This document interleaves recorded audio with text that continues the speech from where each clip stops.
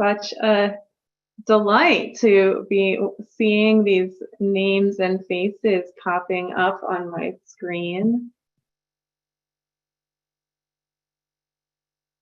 We have a couple more friends joining us, and then we'll get started.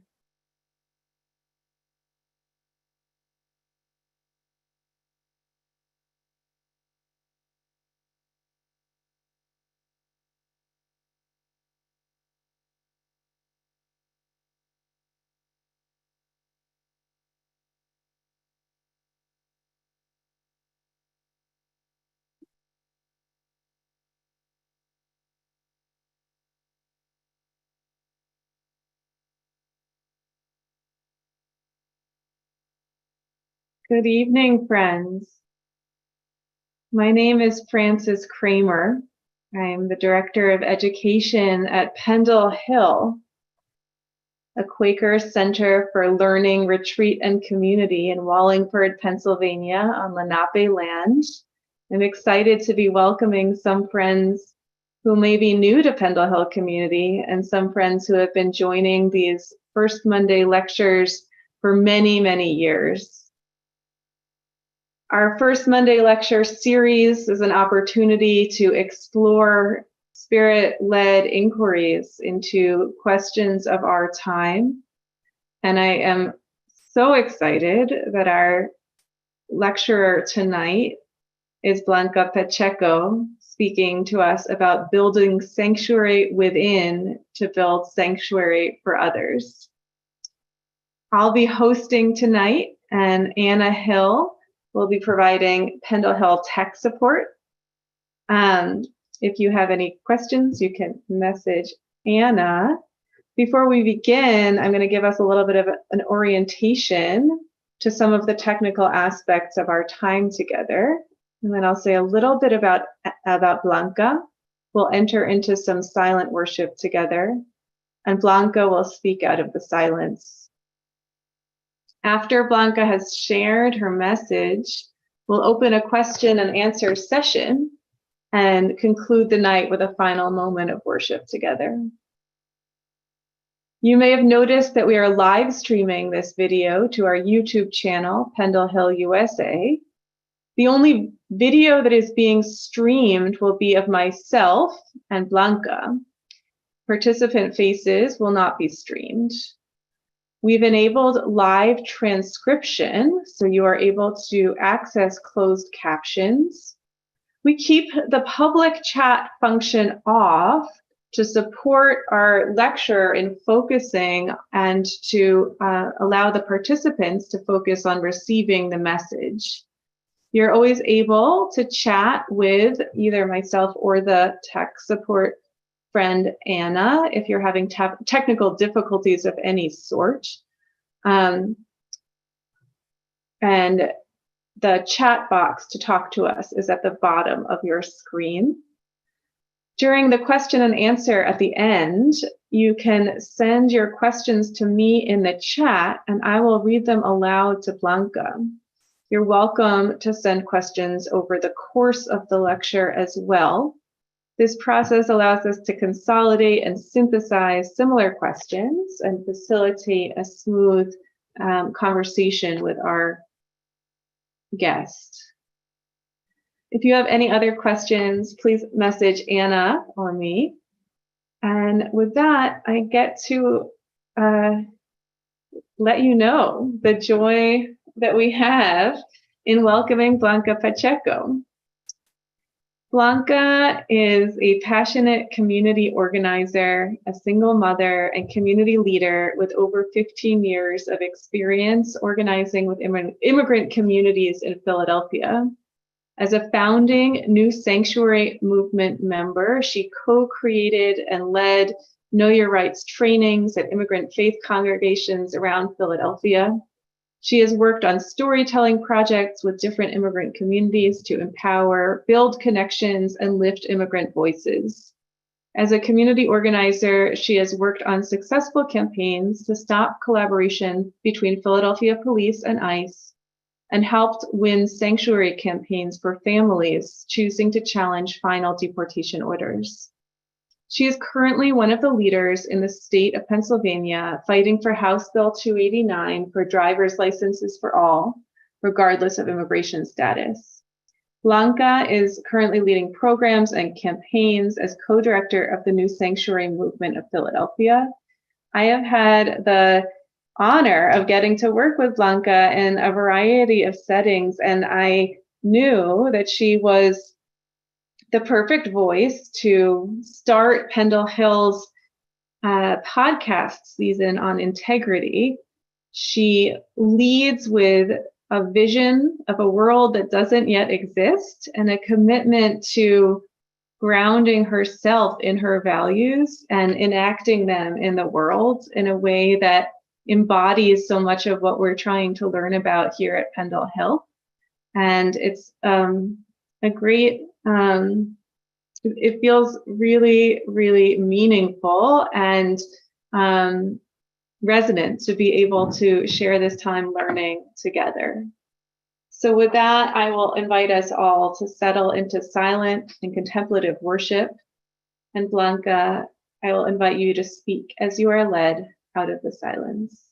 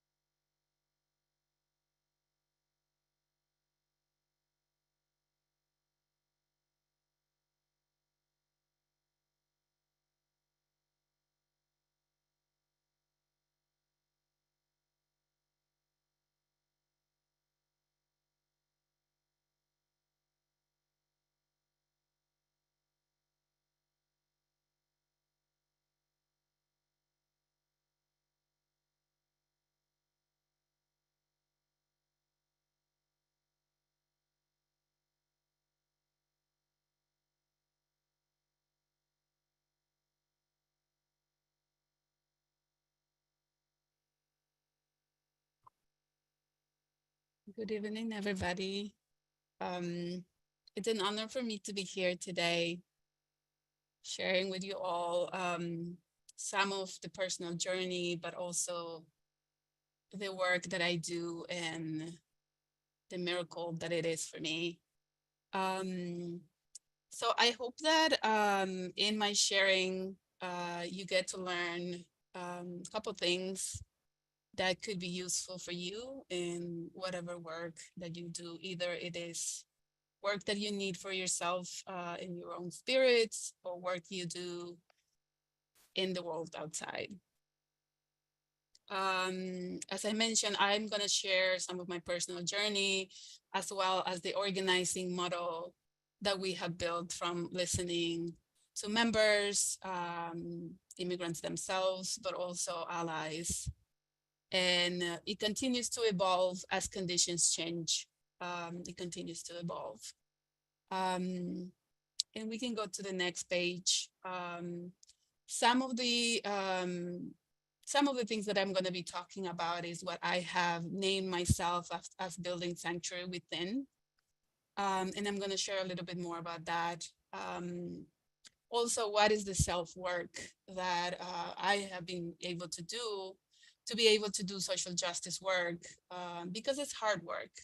Sometimes it's really hard to maintain feelings, the work, like I mentioned sometimes to my coworkers, from the heart to the head. Where do we create that important connection to be able to love everybody who knocks on our doors, either asking for help or somebody who wants to help others, and also being able to balance what is emotionally sustainable. And then also, I'll be sharing a little bit more about the monsters we face. And that means the monsters that we face ourselves as individuals that we need to do work on, as well as the systematic monsters that we are fighting against on the immigrant movement. And how does the work looks like when we're doing the work? How are we doing it? As well as a little bit of programs and campaigns we're working on. And I will be showing some images of how our actions usually looks like that represents a little bit of what I'm going to be talking about during the lecture. And then we're going to open time for some questions. If people have questions or thoughts, we'll be able to share. And going to the next page,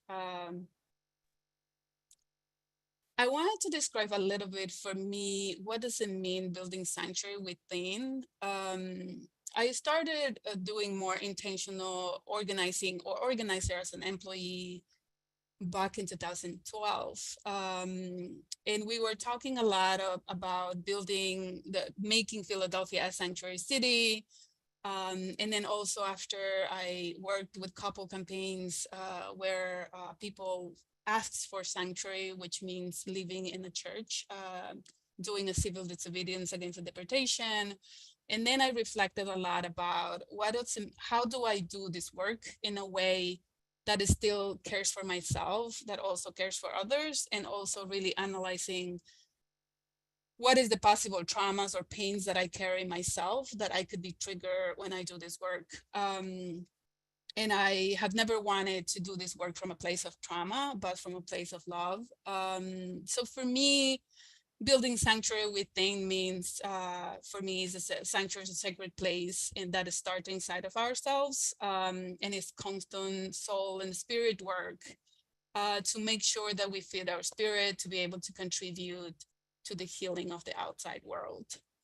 And some of those practices really start for me with being honest with myself about, what is coming up for me. What is the struggles that I'm facing? What are the things that I want to leave behind? And what are the things that I want to work on? So when I was doing this presentation, I looked at a lot of nature elements that I wanted to include. And it just reminded me about my childhood and how I grew up. And I think I learned a lot about planting and harvesting. And whenever I am in a place where I'm struggling, I really love to garden because it gives me perspective. I grew up in the fields, like planting corn, planting potatoes, planting beans, and all of that process. Like I really use it these days to reflect on it and to apply it now. It makes me think about preparing the soil. So sometimes when I'm doing refraction, I have to prepare the soil. I have to prepare myself, and then also putting the seeds that I want them to grow. Building the rituals that I want them to grow, to be able to heal. And when I plant the seeds, also watering them, as well as caring from the squirrels that want to come and steal my plants. To be able to see the result, I have to do that process. I have to, move the soil, prepare it, put the seeds, water them, care for them to be able to see the result. So it's a practice that requires work. As well as when I'm gardening, I'm thinking about, I want to see beautiful flowers. I want to see beautiful vegetables, but also how does the healing looks like for me, from a place of love for myself, but also love for others. And what are the bad weeds that I wanted to peel off outside of my body, outside of my mind, that does not serve me any longer, that is heavy, that I have to work on forgiveness. So I work on building the sanctuary within to be able to walk outside of my home, feeling a little lighter, to be able to face outside, the outside world. Because usually in my work, we do face harsh stories every day, from the family member being deported, from somebody being arrested at the border, from somebody who, wanted to cross the border and, family members never knew about them again, from children, from receiving people in the buses. So in the buses that came from the border, for whoever haven't heard about those stories. So they're like very hard stories that we work every day. So I really work on doing that, building that sanctuary within, and also work with my coworkers to make sure that people continue building those practices. So my practices usually looks like, sometimes it could be sitting in a corner, lighting a candle and saying a prayer, or sitting in silence and looking my plants grow. It could look like, just sitting with my thoughts and sorting them out. So then I'm able to go light outside to be able to do my work. And I really want to invite everybody here to just think about what are practices that you want to strengthen.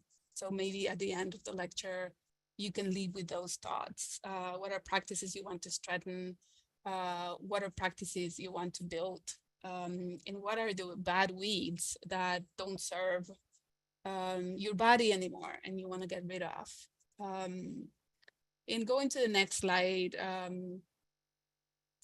one of the ways that I got engaged early on in this work, it was really, I needed to be really honest to myself and really think about what did I cared about the work that I was entering into doing, which was immigrant rights in my case.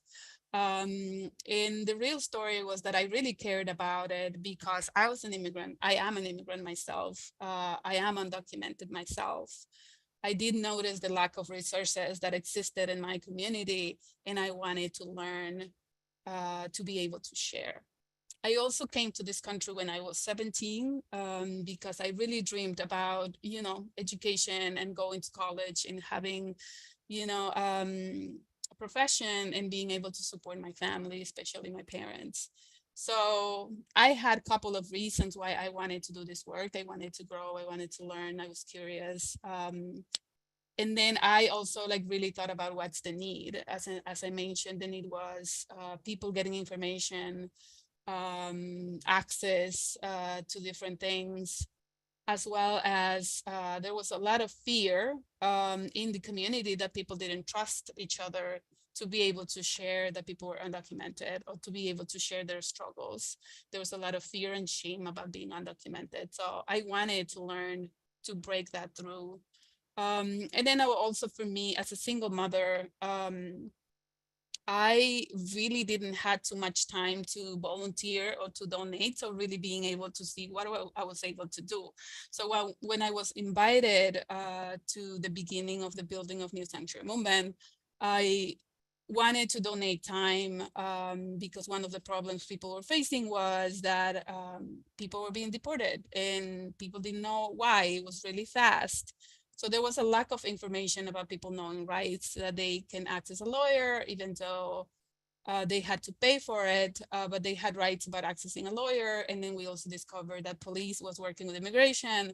So I wanted to see how I could contribute about that. And some of the obstacles about that was that I needed to do a lot of learning. Like I didn't know the language, the legal language. I didn't know how to do a presentation to a whole workshop. So I needed to be trained and I needed to access people who could provide that information. And I was always welcomed by people who supported me, other organizers. There were lawyers that helped us put all the workshops together. So we will go to churches where people trusted to say that, to at least listen the information. And if they showed up to the workshop, they will it would be kind of like a soft declaration that they were undocumented and interested in the information. So we went to churches and we used to do workshops. And then for me, it was also identifying a place to plug in. In this case was New Sanctuary Movement.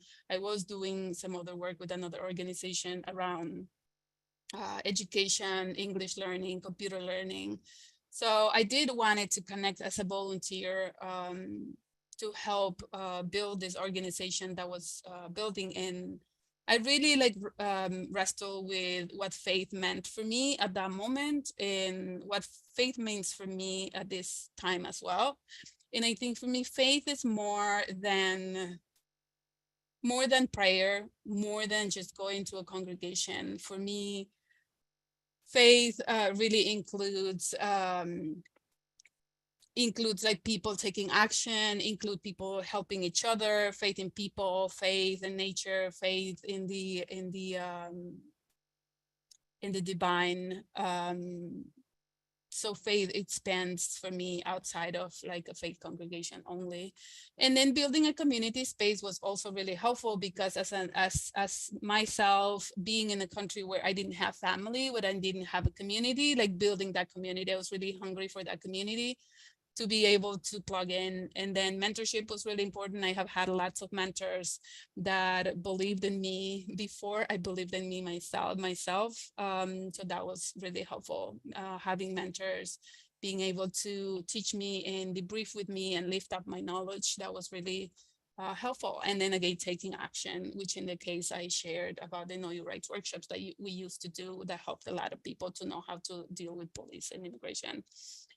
And then for me was also constant healing and challenges, because leaving behind everything you know, it's really hard, and still being able to keep the dreaming that I had, which was for me, the dreaming was, I wanted to go to the US. I wanted to make lots of money because the messaging in our countries back home is that it's very easy to make money in the United States. And the dreaming was to support my parents because my parents were older, and wanted to, send money. So sending money every month for them to have food on their tables, that was really good. And then also survival for myself, to be able to support myself, to be able to leave a relationship that I wasn't happy with.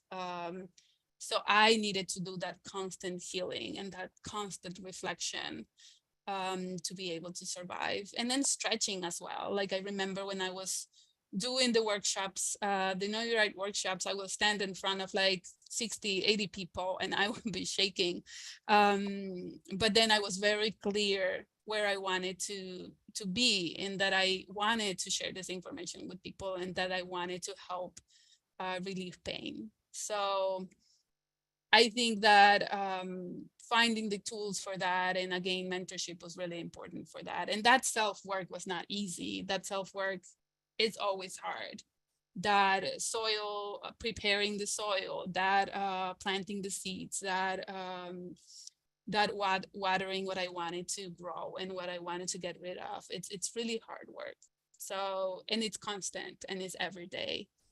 So that's part of my self-work that I have done. And if we can go to the next page, I do want to share also how in that healing myself was also good for me to contribute on how can we do the work in New Century Movement as I became an organizer, and as I grew as an organizer, and as I grew in my different roles that I have played.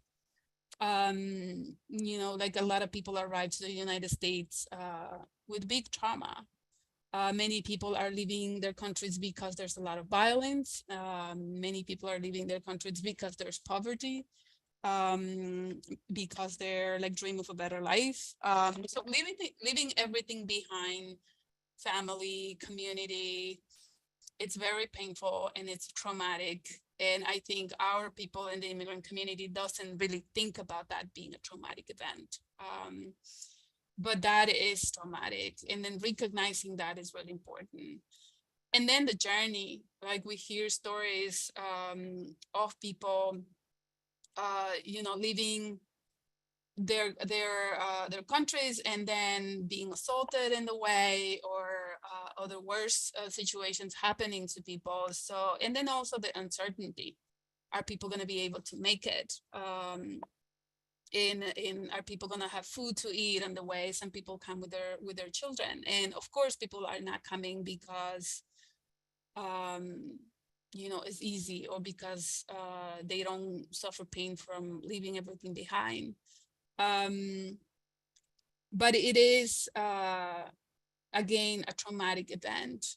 And then arriving to a new world, that's also traumatic, because then we arrive to a country where there's a new language, there is racism, there's not necessarily the job opportunities that we think we might have. There is like different ranges of people that get to the US. Some people who have no higher education, some people who have very high education, but then don't have access to practice any of the professions that they were able to do that. So that's traumatic and hard for people. And then I think like one of the big monsters that we face is that we come here, all of the trauma like settles us into living in a survival mentality. I have talked to friends where it has been 5 years, 10 years, and they don't even buy a curtain for their home, because the mindset is that we're gonna make money, we're gonna build probably a house back home, and then we're gonna go back at some point. There is a little kind of like city where I am from, where if you look from the top of the mountain, it's really beautiful. There's like the most beautiful houses, but the city is empty. Only the elder mothers or grandparents live on those places, because usually people who have made it to the US have built their family, have stayed stuck in the United States, and they haven't gone back. So that survival mentality, it's like really hard and dangerous, because people stay with the mentality, I'm going to the US, I'm going to be there for a certain period of time, and then I'm going to go back to my country, which sometimes never happens. So all of that are like traumatic events that are hard to cope with. From healing to liberation, like one of the things that we do at New Century Movement, it's accompaniment, which means that whoever knock on our doors, we listen to them, we help them see what they're struggling with, and help them also make a plan, seeing like what are their priorities to be able to support them. So we always talk about that. We don't give the fish to them, but we support them in learning how to fish. So one of the cases that comes to mind lately, that one of the recent cases was somebody who came on one of the buses from Texas. I sat with him, there were several volunteers, but at the end, I sat with him in the train station. And I asked him questions about like how he was doing, where was he going, and then he shared the reasons why he left Nicaragua. And he started showing to me how the house he started building for his mom, and how it was like kind of like half finished, and that his dream was to finish that house for his mom, because his mom had never had a home. And you could see his face like being happy and at the same time heartbroken when he shared that he left his daughters behind. So that is a traumatic experience. He has hopes, wants to do different things, like he shared about his journey and the happiness that he felt that he made it, and that he was going to help finish the house for his mom. Also, when we do accompaniment and share of resources, we usually sit with them or talk with them on the phone, and then are able to guide them on what are the next steps that they are going to do, and what are the steps that we as staff are going to do. So the work is mutual.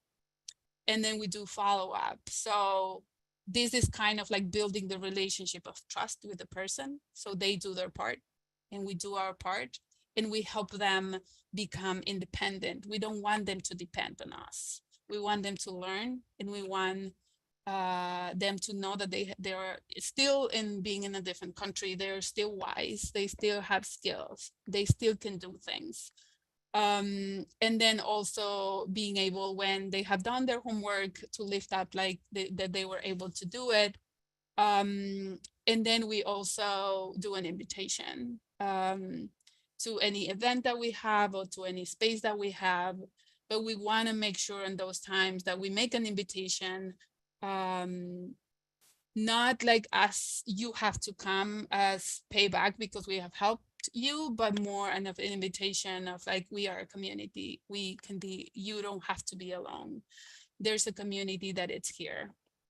And then also, I think one of the things that I have been like very aware of in my own journey has been that I have heard, I forgot how many times I have heard close friends, people that I talk to every day in my work, just said and make the statement, when I have my papers, I will do an X thing.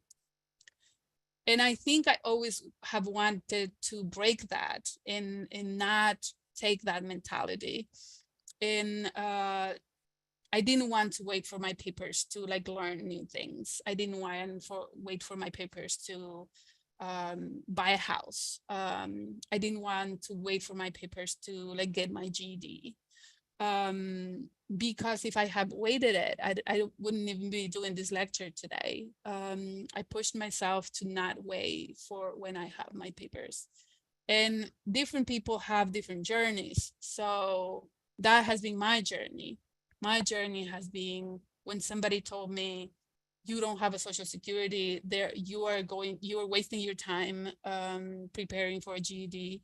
You're wasting your time taking a test.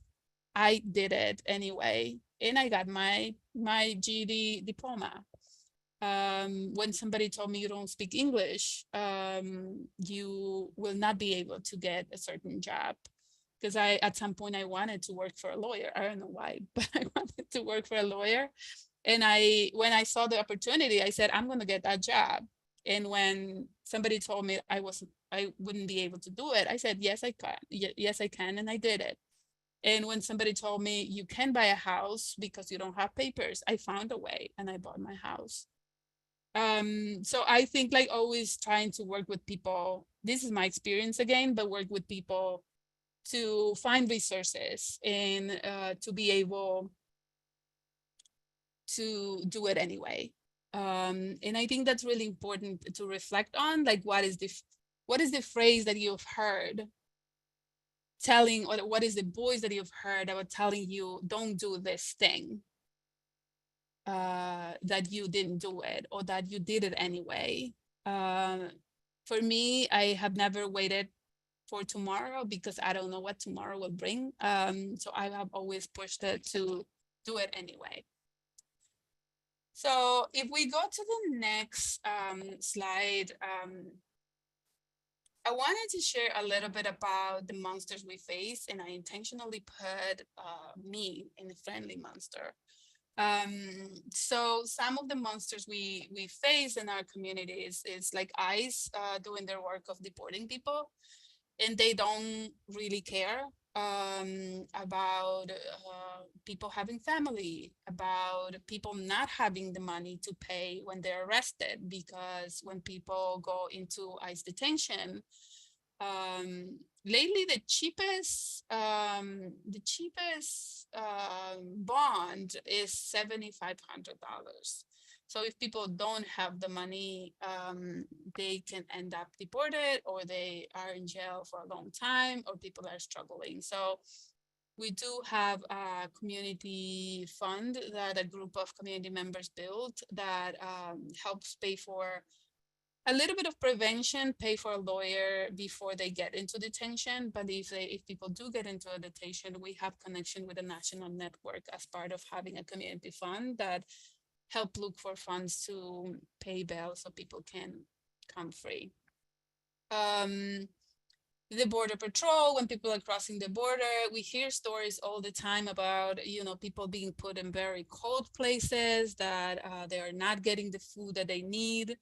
they're being mistreated and yelled at and treated in a very dehumanizing way. Recently, with the people that are coming from the border, we noticed, especially the first 3 or 4 buses, that people were being sent, in without shoes and or with flip flops or in a t-shirt when there was the cold winter, and it's very clearly that also the governor from Texas just did wanted to do a political declaration out of that, because yes, we understand that there's a lot of people in the border, that they might be overwhelmed, but it didn't cost him nothing to coordinate with local governor with local government to be able to treat people in a human way. And then people get here and there's no access to work. It was very different 10 years ago when it was a little bit easier to find a job. But now the new people that are arriving to the United States, like, it's really hard. They don't have a work permit, especially the new people that enter through the border. They enter asking for asylum, so they enter legally. They were allowed to enter. And when they get here, they don't have a work permit. They don't have access to any benefits, and they have to struggle to find a job and survive. And then it's also the surveillance, because even though they were let in legally, they still have to check in with ICE. They still have to be checking through their phones and have to go to appointments to make sure that they are, fulfilling their responsibilities and showing up there. And they don't care if you already got a job and can go. And if you're sick, people have to always be trying to figure it out how to make it happen. And then the expensive fees. The people have been entering legally, and if you want to hire a lawyer, the cheapest one is $5,000, $7,000. Nonprofits are really overwhelmed. And then if you do get arrested and you don't follow what you're supposed to do, then you will, if you're not, don't get deported, you get a very high bond. And then racism, which all the systems are racist. Racism not only by the systems, but also we heard terrible stories with people that are detained, that they are mistreated, and there's a lot of emotional abuse, telling people that they're going to be deported that night or tomorrow, and then it's just like mental abuse. And the friendly monster that I put it in there, it's also for people, and lately I've been hearing about, like Hispanics or Latinx immigrants are being treated with a certain level of racism and dehumanizing way, but Black immigrants are being treated the worst.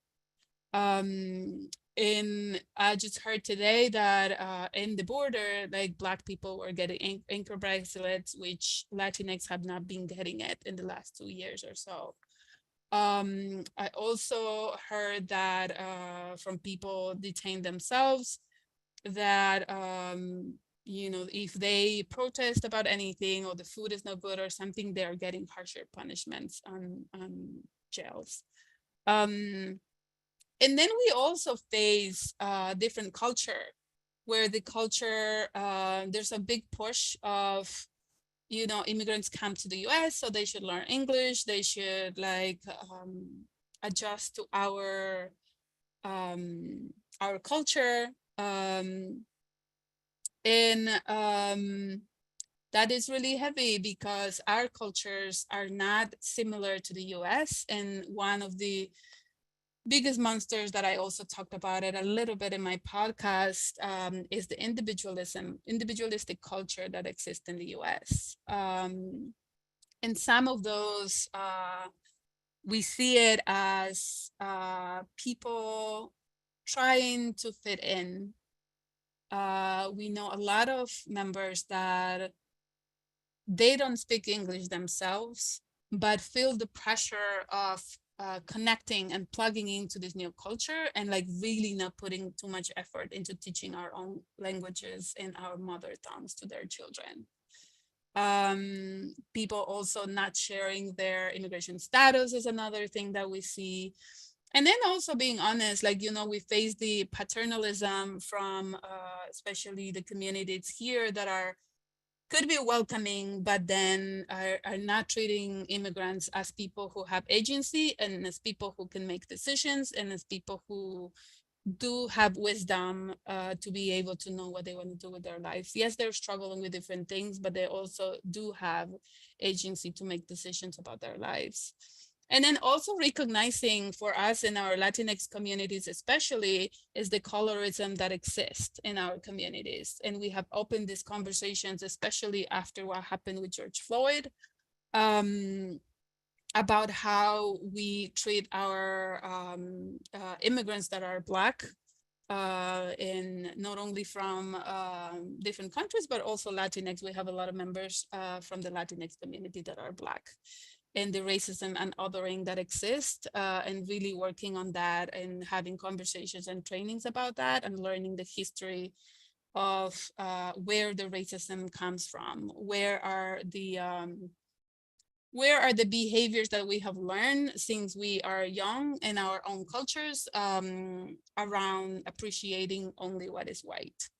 I was sharing last week in the panel I was speaking, like I remember my mom really talking about how only like white people had certain access and certain privilege, as well as in my own home, like really being anti-indigenous, and how that colorism happened since very early age, and like really being able to unpack in our own communities that we work with, because we cannot be fighting for immigration justice if we are not recognizing the problems that we have in our communities ourselves, and really working towards the liberation of everybody as well, including Black people that are suffering here in the United States.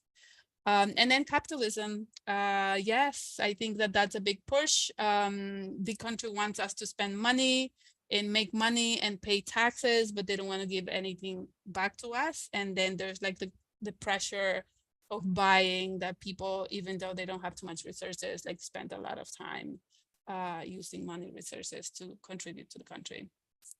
And if we can go to the next one, doing the work for us is very important. Like listening is really important to be able to identify the needs. And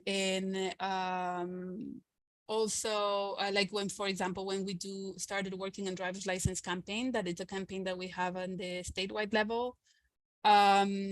We did a listening campaign, and almost 60% of 300 people that we had conversations with, they chose driver's licenses and said the driver's license will make their lives better. So that's how we chose our campaign. And then also to invite people to make sure that they're part of the work. It's not only listening, and it's not only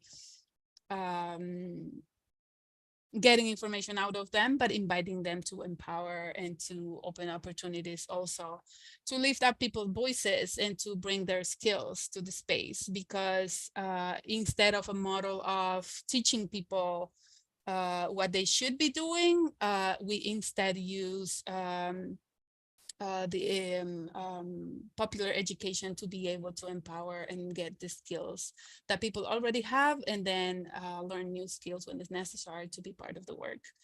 And then also creating and upgrading the table. Like when we started years ago, it was only a group of white people. And then if we wanted to be intentional about creating the table that it's inclusive for everybody, we needed to listen for feedback. We needed to make room for real inclusion, and also face the challenges that might bring. You know, having meetings in 2 languages is not easy. Adding the languages that are necessary, different faiths, like making sure that everybody understands that it's okay to pray in different ways, and that the table exists with a purpose. We don't only gather and meet just to gather and meet, but there is a purpose when we're creating a table. And some of the actions that we do, because everybody who engaged with us is from a faith background, but also or spiritual, we want to make sure that we include those in our actions, fasting and prayer, and be able to reflect and kind of like put yourself in immigrant shoes to then be able to take action. We have done actions where we bring the bread to legislators to invite them to sit at the table with us and discuss about what is affecting our communities. And we have also brought fish as part of like part of the Bible that talking from a place of abundance, that when the fish and the bread was multiplied by Jesus, then that's possible in this country as well. And also we bring a lot of rituals, faith rituals and singing to the spaces we do. And I'm rushing a little because I realized the time flight. So if we could go to the next slide. And then with some of the campaigns and programs that we have, again, I already talked about accompaniment, casework. We help people to learn how to fish instead of giving them the fish resources. We share resources, but we also teach people how to find resources themselves so they become promoters in their own communities to be able to share the information with others. We listen through meetings of one-on-ones to be able to see what are the things that are affecting people, and then we invite them. We invite them to leadership development, where we open door for their skills that they can already contribute and also learn themselves, and space where people can build relationships and be connected, and especially considering the families we have left behind, like building community is really important. And for mutual learning, like we don't assume that because I'm the co-director I know everything, but there's a lot of people that are bringing knowledge all the time, and then we engage them in the campaigns. Like driver's license, as I mentioned, is one of the campaigns that we are working on. We're pushing the state of Pennsylvania to approve driver's license for immigrants regardless of immigration status. And then as well, we are monitoring the detention and deportation efforts that the government is doing to then disrupt and fight for the freedom of everybody. And then immigration reform, when it comes to the table, there was a really heartbreaking last year that we thought it was a possibility that it will pass, but it didn't. So that's another other work that we do and might be engaging again next year.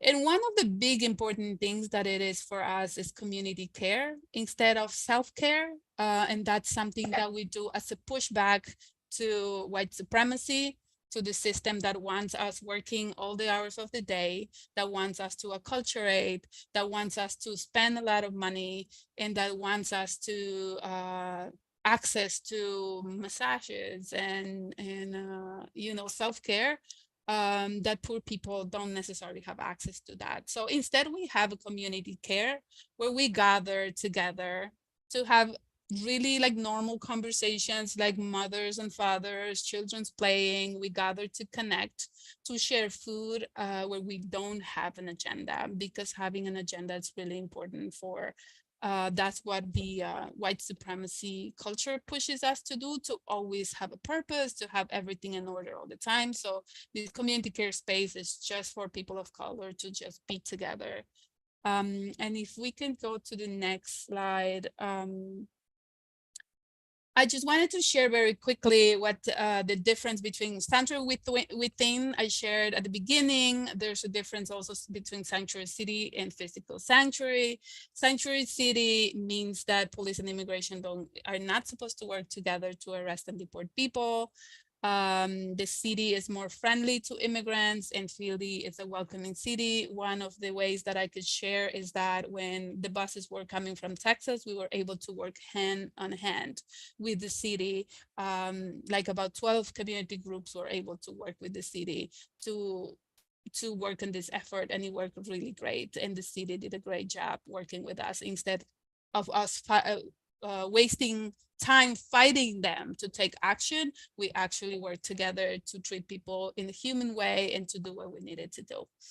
And then physical sanctuary means that when a family has a final deportation order, they might make a decision to do an act of civil disobedience, entering to live in a church. and disobeying their deportation order, and a faith congregation may open their doors to allow the family and an individual to live there. And then we organize with a legal strategy to win and push legislators to support.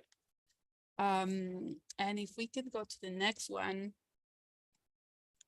Some of the takeaways that I hope to take from these are some of the images of the people that have won some of their sanctuary campaigns. And the takeaways is to get to know and name the monsters we are fighting, or you are fighting.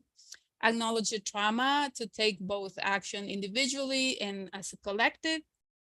Treat immigrants as people with skills to contribute and agency to make decisions on their lives. Instead of a teaching model, we draw knowledge from community and add what is missing in the discussion to build agents of change. So people become agents of change themselves. Help community to find their own voice and power and be able to contribute. And I hope that you got any other takeaways. And I just wanted to show now some like beautiful pictures that some of the actions that we have organized in the past 15 years.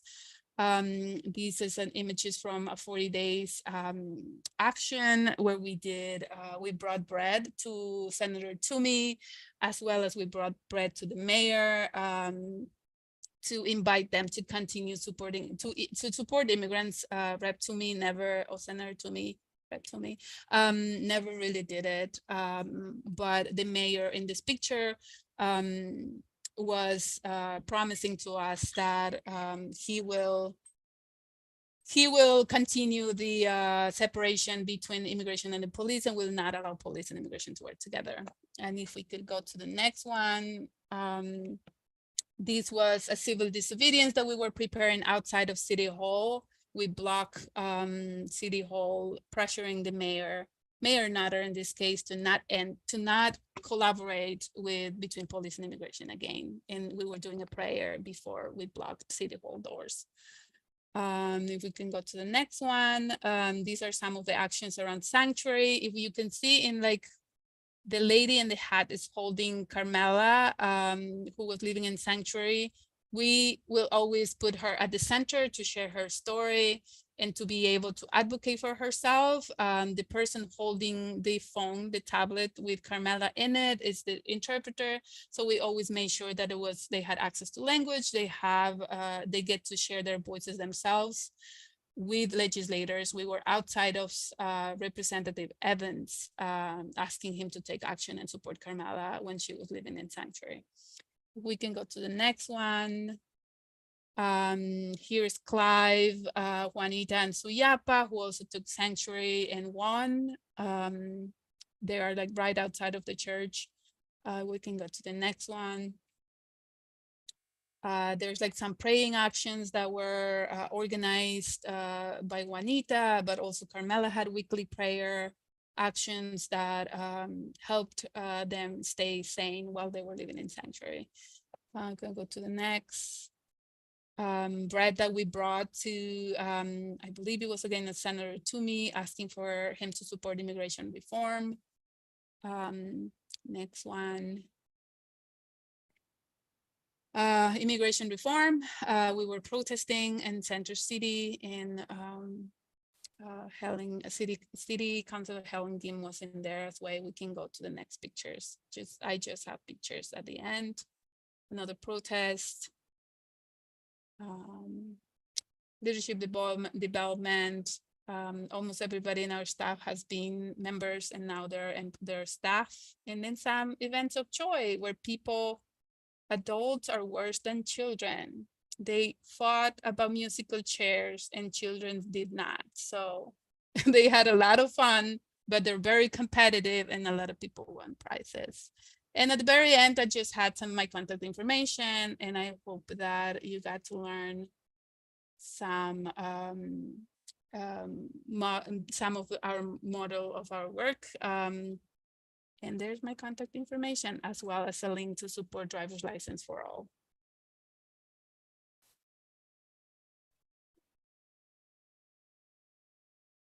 Blanca, thank you so much for everything you shared. We're going to take a couple minutes in silence for friends to absorb what you shared and to share questions in the chat. For friends in the barn, you can come up to the computer and write a question or share the question in the barn, and someone at the computer can write on the computer. And we'll enjoy the silence together as we digest some of what Blanca has shared with us.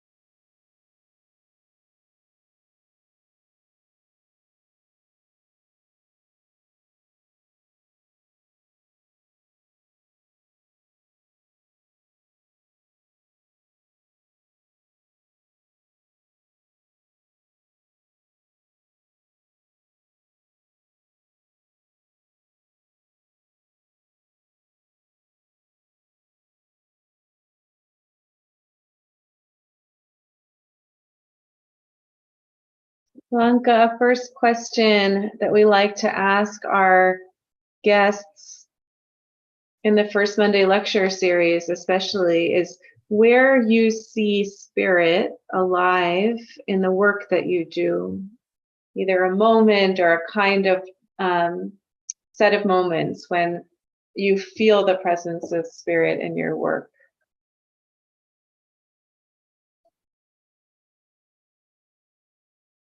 I think lately I've been like reflecting more about that after very intense work with the buses that were coming from Texas. There's one moment that really, there's actually a couple, but one moment where the bus was full of people, full of immigrants that came from the border. Of course, we are like giving out coffee, we are giving out clothes, we are asking questions of what people needed to do and welcoming them and making sure that they're not afraid. And there's this woman and this man that they wanted to get to New York. I might get emotional. That they wanted to get to New York, but they didn't have the money. And I kept saying that we will help them out after I go to the center. They might have to wait like a day or two, but she wanted to get there immediately.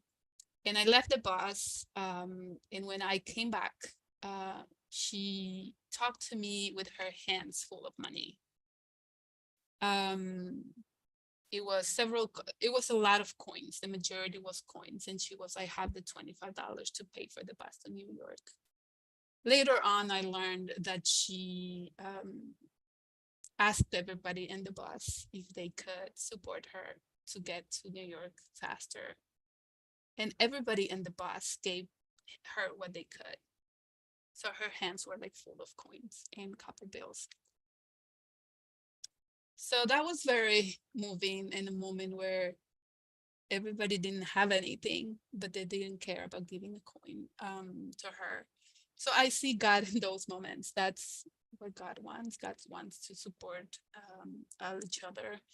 And then it also comes, the image of like the dance comes to mind, when we do a call to action and then people show up. People show up with, in this case for the buses, with clothes. People showed up with a stroller for somebody. People showed up to take somebody to the hospital. People showed up to take people, give them rides to their destination. And people showed up with the little bit they had. So I think those are moments that I see God. And then last very short one is that, and same in the buses, there was like this little kid that was very cold. And I asked him, are you cold? Do you want a jacket? We didn't have enough. But then I walked to the front of the bus and there was a nun. And she's like, I have a jacket. And I was like, what size is it?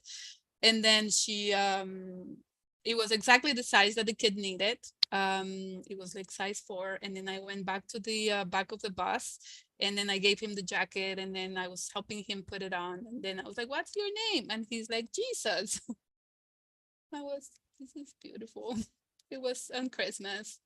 Like, you know, the Christmas Eve. I was like, oh, we gave a jacket to Jesus. That was so cute. So those moments, I really see the Spirit moving. Thank you, Blanca. Part of what I really appreciated about what you shared is I think a lot of us learned a lot of new things, especially for friends who are not very familiar with the immigration system. But also a lot of what you spoke about, I think, resonated with friends in many different areas. And we have a question about you mentioning overwhelm at many of the nonprofits, which I think that sense of urgency and overwhelm resonates with many of us. And we're wondering if you could speak to how you deal with this sense of overwhelm and work against burnout while trying to fight against a survival mentality. And again, I think maybe even specific examples of when you notice those moments of overwhelm and what you do. Yeah, I think, you know, maybe because they're fresh in my mind. But one moment specifically that comes to mind is, yeah, I think that was one of the biggest times that I felt so much pressure, was getting up at 5 in the morning, going to receive the bus full of people with so many needs. We didn't know what to expect. And then I feeling my body that wanted to do everything, and that really wanted to make sure that people were okay. And then I remember getting to the center where people were like starting to, you know, take a bath and eating something, wanting to be everywhere. And I'm just like, Blanca, what's wrong with you? This is very overwhelming. This is really hard. You are only one human being. But everybody else is doing their part. So you have to think about, what is the part that you're gonna do, and what is the role that you're gonna play. And then plant your feet on, you know, physically plant your feet in the ground. Take a couple breaths. Go sit in the corner and have some breakfast, and trust that other people are gonna do what they need to do. And then also trust that the people that are getting here are wise, and they, you know, they might be going through a hard moment right now, but they are going to know what they want, and you need to follow their lead on that. So sometimes it's very easy to like preach about all these things than to practice. You know, I was going crazy for the first 5 days, but then I was able to pull myself out of it, noticing the weight and the heaviness on my shoulders, and just being able to, you know, put my feet and talk to myself. And then when I did that, I could also offer that to coworkers and be able to ground ourselves. reading always helps, and getting up early in the morning and doing prayer and reflection works as well. Thank you, Blanca. How do you and how does the New Sanctuary movement balance longer term campaigns with immediate needs? These campaigns take forever. We have been fighting for the driver's license campaign since 2010. It's time. I think we want to make sure that we divide up the work between different staff. And then I think we have worked on centralizing, instead of, for example, our driver's license campaign organizer, like she doesn't do casework. She might do one or two once in a while, but she's specifically focused in that area. So then that way, she's not overwhelmed with all of the other things. Somebody does accompaniment, and then we support her when she needs to support. Somebody does a different project. So I think we balance that with also doing something that is short term, that people get to celebrate. Not only our staff, but also our volunteers and our community members that are part of our working committees. So celebrating like the images of joy that you saw at the end, where people fought about winning, dancing, what do you call musical chairs? People were sitting on top of each other and they were adults. So doing events like that, that brings community together and that brings joy. So that was an event where people play bingo, and you know, people donate prizes and they fundraise $5,000 for the community fund. And having that fun and being able to work together and do other things, other short projects that we could celebrate together and have some joy.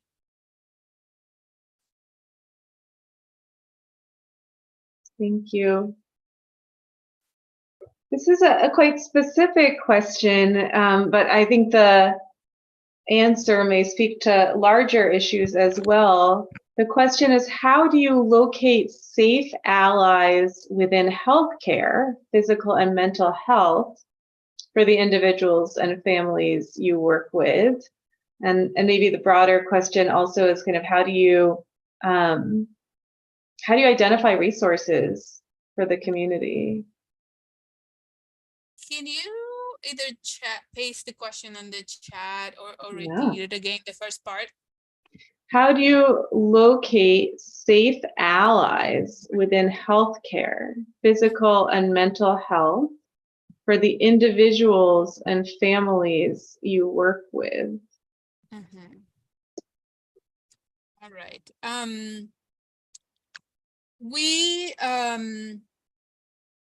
Sorry, I'm reading and trying to respond. So I think I think over the years, personally, I have attended different health clinics that I know are friendly, but also we rely on the word of mouth of our own communities. So our staff or our members, the majority of our staff are undocumented as well. So we all have different experiences. So we know what works, and immediately when something doesn't work, people are able to communicate to us, like, this place didn't treat me well. We do know that you know, hospitals are very expensive, so whenever somebody's sick, we usually advise them to go to the local clinics first, where they pay very small amount, or like Puentes de Salud, that might not charge that much.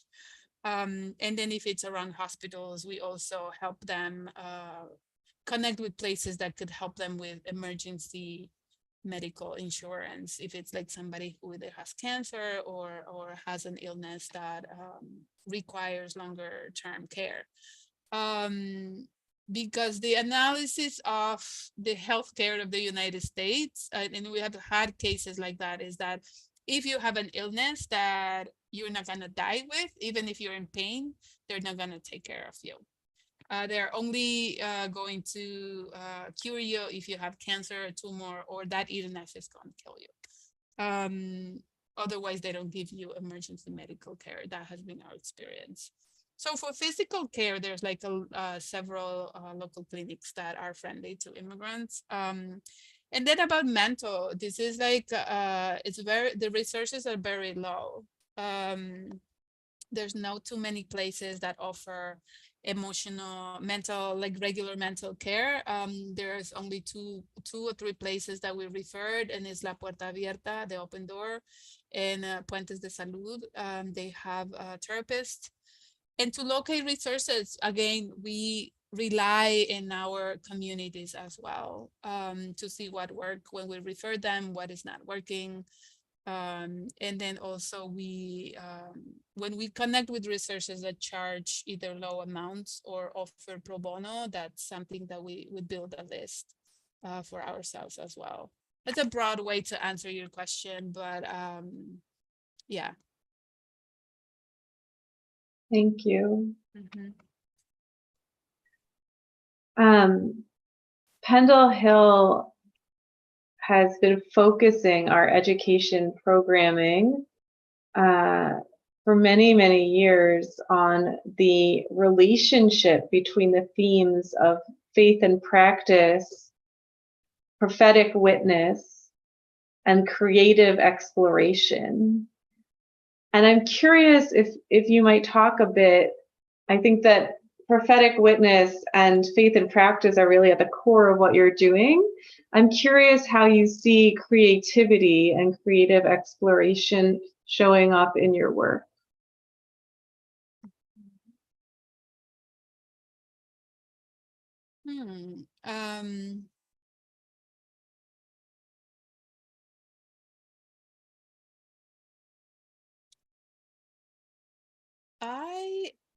I think some of the things that it's really a core is that more and more we push ourselves out of the organizing model of the United States.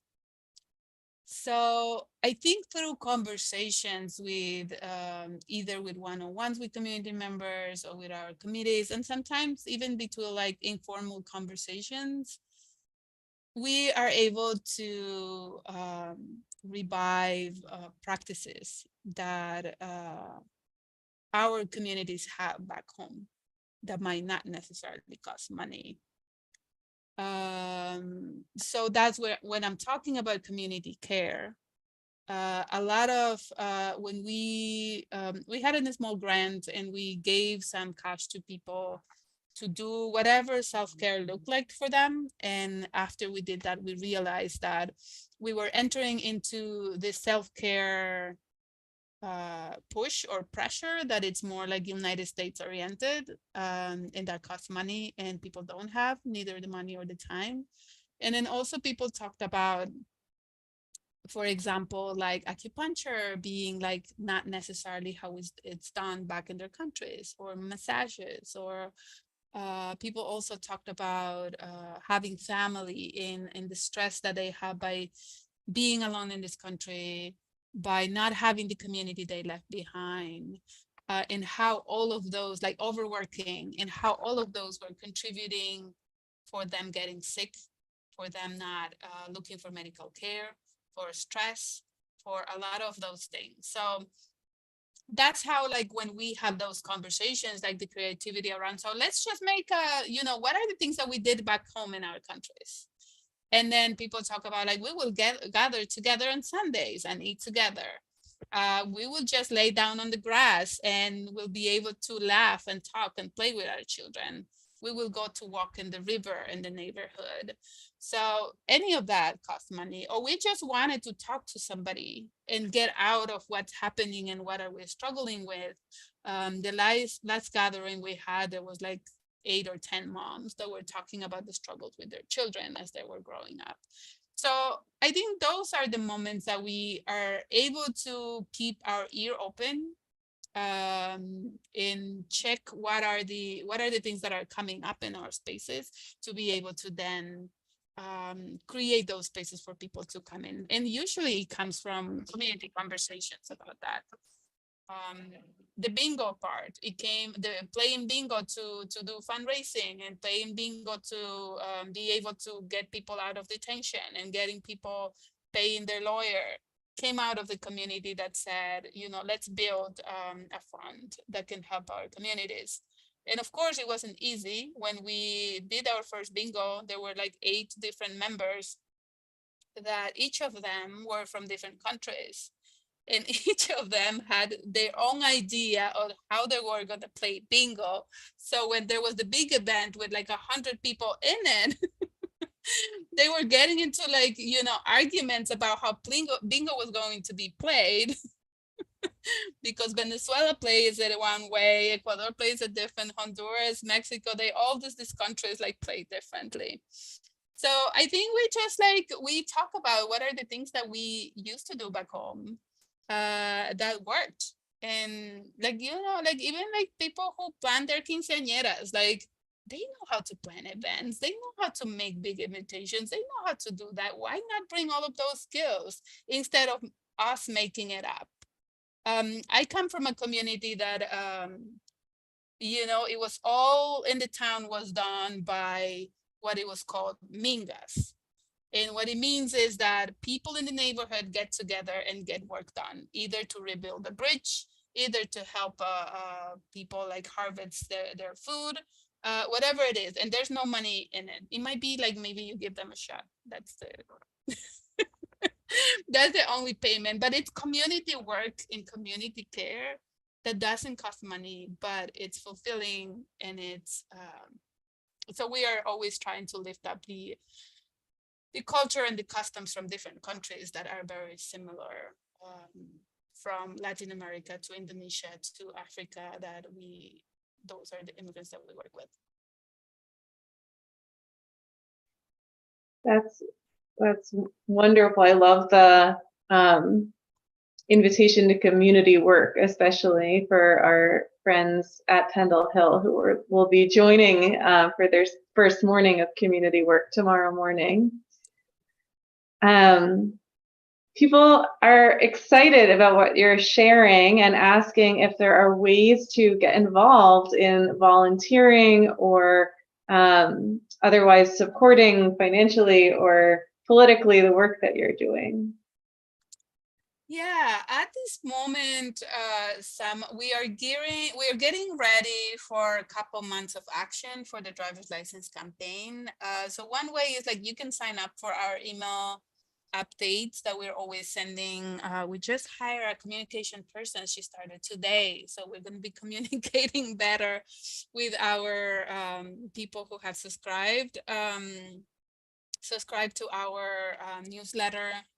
And we are going to have visits to Harrisburg, to legislators. We are going to be asking people to call their legislators to ask them to support the bill. At this moment, we're also trying to fundraise for the coalition we co-lead with MILPA. That's another way you could support, I believe, and put the link on the chat. And then reach out to us as well. Like if you are a lawyer or you know lawyers that want to take pro bono cases or want to help people who have immigration cases pending, let us know. There's a lot of people in need of lawyers, and we don't have neither money nor lawyers that could support the bulk of people that are in need. And I see Anna's put in the chat a link to join the mailing list of New Sanctuary Movement. I want to ask a final question linking back to the podcast, Blanca. We'll hear a little bit about the podcast at the end, but in your episode, you were exploring the Quaker testimony of integrity and how it shows up in your life and your work. And I'm curious how you see some of the themes of wholeness and integrity relating to the practices that you've talked with us about today. Yeah, I shared a little bit, and at the end, when I prepared the lecture, I thought it was gonna be quick, but then the time flew, so I was rushing a little bit at the end. But I think one of the things that, at least for me, is like how do I, um, when I was talking about doing the work, building sanctuary within, I live with this image, and I asked a couple of pastors and faith leaders, my own thoughts about where God is, and where the Spirit is. And as I grew up Catholic, and a lot of the damage that, I think it was done to me while I was growing up, it was just this belief that God just punishes you and you're supposed to be perfect, and just don't sin and go to mass, and that's all you needed to do. But in my work, I actually have embodied that God actually lives inside of us. And if God is love, and if God lives inside of me, if everybody that I meet, it's the image of God and it represents God, then we should treat God very well. So whenever somebody knocks on our door, that's the image that we treat the person with. And just being able to listen and to treat them as a whole human being. That's just my reflection. God lives inside of us, and all of us are a piece of God. And yeah.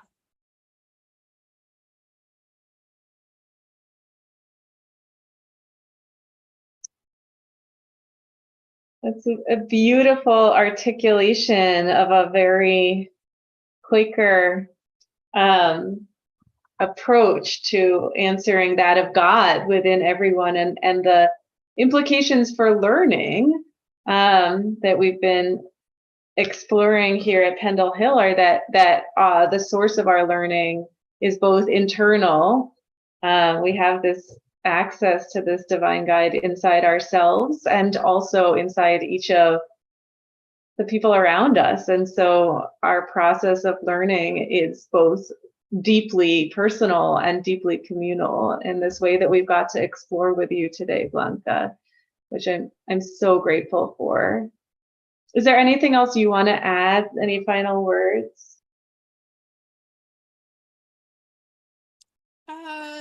No, I'm just honored to be here with everybody. I'm honored to learn together. I think the journey of learning in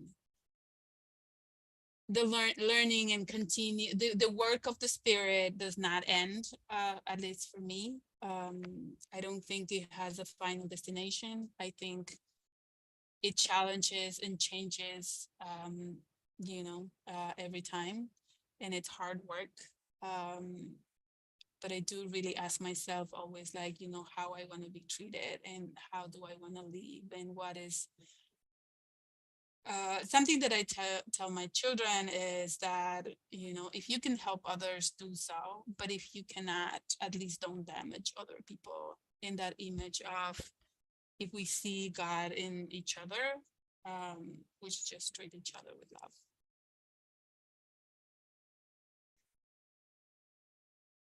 Blanca, thank you so much. I am so grateful that we have this recorded to share with friends, and we also have the recording of your interview with Dwight Johnston. Anna, our tech support here, has also been instrumental in the editing and birthing of our podcast, and I think Anna is going to share a little bit about the podcast. Well, I'm not sure how much else I do have to share, but I do want to offer gratitude because I got to spend a lot of time with Blanca's words and episodes over the course of the production process. And we were just thrilled to have you as our opening guest and the first episode of season 2, which, as Francis mentioned, and for everyone else on the call, season 2 is going to center around the testimony of integrity, and how we can align our words, actions, ideals, spirits in order to build the world we want to see, and how can we align those things with grace, and with integrity. And so Blanca's episode, Integrity and Wholeness, Building Sanctuary and Community, is available to stream everywhere, and I'll put the links in the chat. And our new episodes are being released bi-weekly. Our next episode comes out tomorrow with Epchezio CES, talking about noticing patterns and trying to move away from cultures of domination. And there's a thread of how we can support each other in community and how we can move against individualism as we move towards integrity. So I'll put the links in the chat, but I do just want to offer so much gratitude.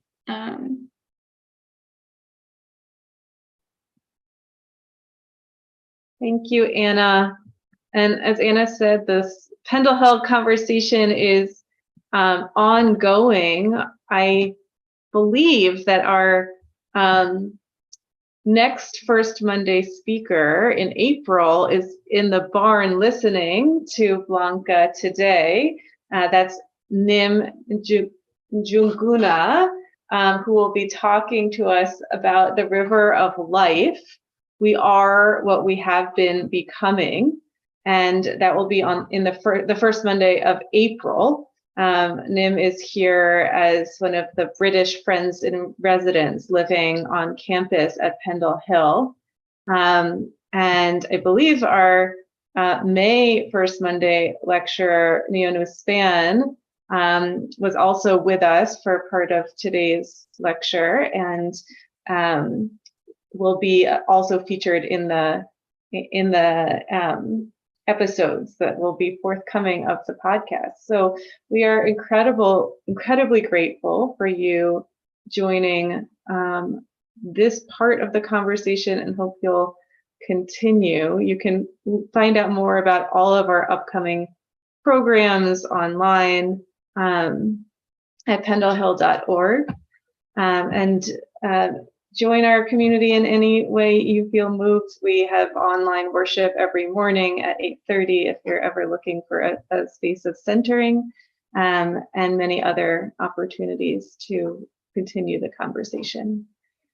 We will close with a moment of silence together.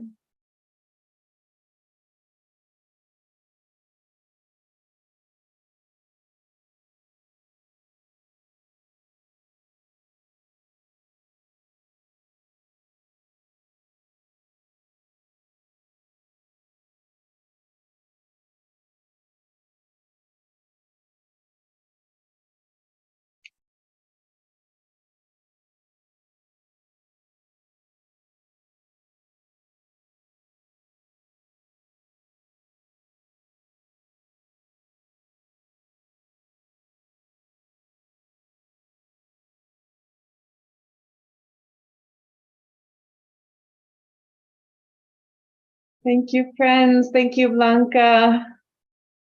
Thank you. Good night.